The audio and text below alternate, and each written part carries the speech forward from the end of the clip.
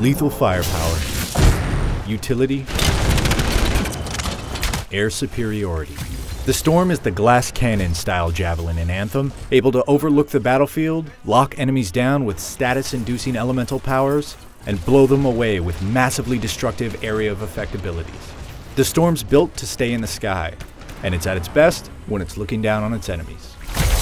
Though agility is not the Storm's strength, more agile than only the sluggish Colossus, its alternate use of jump allows it to float for a limited time to course correct. But what literally sets this javelin above the others is its ability to hover much longer than any other, allowing it to maintain height advantage for the majority of an engagement. The downside to this advantageous elevation is an obvious lack of cover and relatively open lines of sight. And with the Storm's low armor, positioning is key to staying effective and alive.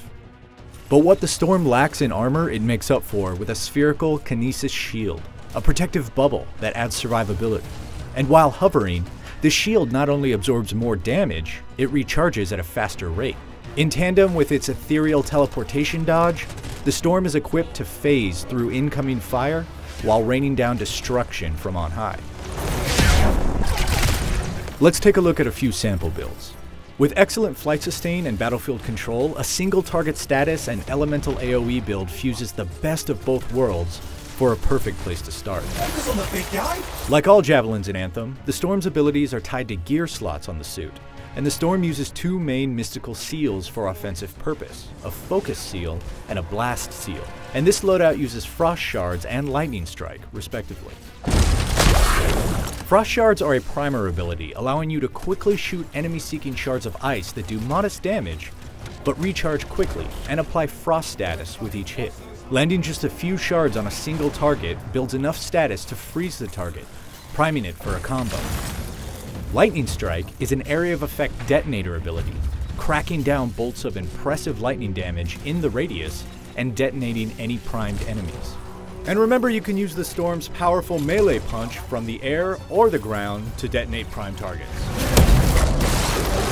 The Storm's specific combo style is chain combo, meaning in this specific case that freezing a target and detonating it will cause the frozen status effect to chain to a small number of enemies.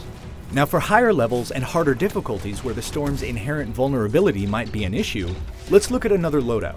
This one ditches the status affecting primer abilities altogether in favor of pure long-range damage. The workhorse of this loadout is Burning Orb, which allows the Storm to quickly toss damaging fireballs or charge it up for a long-range devastating blast. In conjunction with the Storm's third gear slot, the Support Seal, which I've slotted Wind Wall into, this build's capable of dropping a one-way wall on a surface and sniping targets with powerful fireballs from relative safety. Flame Burst rounds out this fire-centric build to make small, modest damage explosions on a fast recharge, in order to deal with any weak minions and preserve your fireball cooldown. The Storm's ultimate is a marriage of everything it does well: a 3-burst, large-scale AoE lightning, ice, and fire attack that annihilates enemies caught within each blast. Once you pop it, you have to use it, and there's a time limit, so it's best used on a full battlefield or you run the risk of wasting a charge. If you're looking to lord over the battlefield, unleash devastating elemental damage, support your team with well-placed tactical abilities, or just look like a badass space wizard, the Storm is the javelin for you.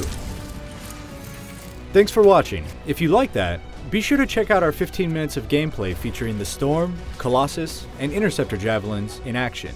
And stay tuned for more Anthem exclusives all month long as part of IGN First.